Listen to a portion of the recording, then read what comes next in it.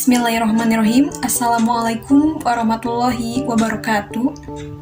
Perkenalkan, dengan saya Nida Salsabila dengan NIM 2309051, Program Studi Pendidikan Bahasa dan Sastra Indonesia, Fakultas Pendidikan Bahasa dan Sastra, Universitas Pendidikan Indonesia. Mata kuliah berbicara, dosen pengempu, Dr. Randan Nopi Resmini MPD. Di sini saya akan menjelaskan materi tentang teks narasi. Masuk ke dalam konsep dasar. Di sini saya akan menjelaskan 4 poin. Di antaranya, poin pertama adalah pengertian teks narasi, yang kedua, struktur teks narasi, yang ketiga, ciri kebahasaan, dan yang terakhir adalah contoh. Masuk ke dalam pembahasan teks narasi. Teks narasi adalah salah satu jenis teks dalam bahasa Indonesia yang menceritakan serangkaian peristiwa atau kejadian yang disusun secara runtut atau kronologis sesuai urutan waktunya. Dan teks narasi dapat berisi cerita atau kisah fiktif atau nyata yang dihadirkan dengan gaya bahasa yang menarik. Teks narasi pada umumnya diciptakan untuk menghibur pembaca dengan pengalaman estetis pengarang melalui kisah dan cerita fiksi maupun non-fiksi. Contoh karangan yang termasuk teks narasi adalah cerpen, novel, dan cerita inspiratif. Selanjutnya masuk ke dalam struktur teks narasi.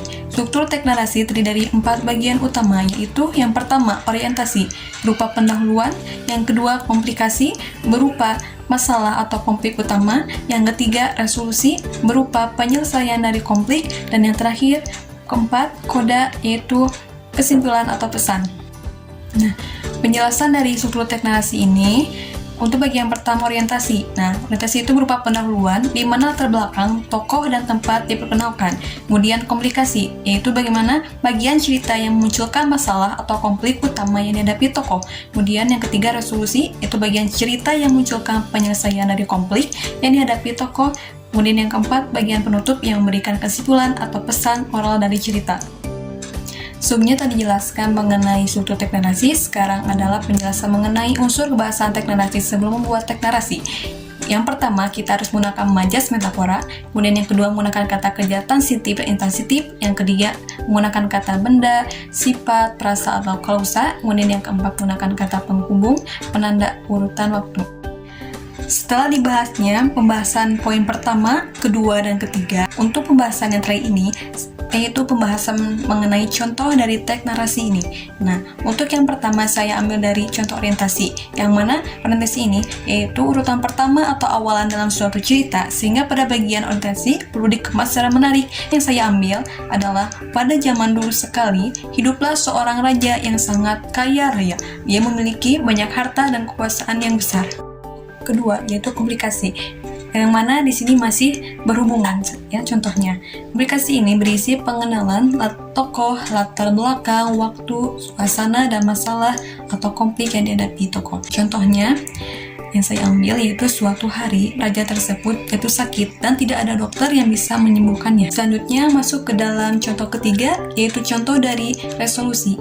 Nah, resolusi di sini yaitu merupakan bagian akhir dari cerita yang berisi penyelesaian dari konflik atau masalah yang dihadapi tokoh. Contoh yang saya ambil dari bagian resolusi ini yaitu seorang tabib tua datang dan memberikan obat yang dapat menyembuhkan raja. Raja sembuh dan memberikan hadiah yang besar kepada tabib tersebut. Contoh koda. Nah, koda di sini merupakan bagian penutup yang memberikan kesimpulan atau pesan moral dari cerita. Nah, contoh yang saya ambil dari koda di sini yaitu raja belajar bahwa kekayaan dan kekuasaan tidak selalu membawa kebahagiaan, dan dia memutuskan untuk membagikan kekayaannya kepada rakyatnya. Sekian mungkin dari contoh yang saya berikan. Dari contoh yang pertama yaitu mengenai orientasi, yang kedua mengenai komplikasi, yang ketiga mengenai resolusi, dan yang terakhir ini koda. Mungkin cukup sekian materi yang saya berikan. Semoga bisa bermanfaat dan bisa kalian pelajari dan amalkan juga. Nah, kurang lebihnya jika ada kesalahan mohon dimaafkan. Sekian dari saya. Wassalamualaikum warahmatullahi wabarakatuh.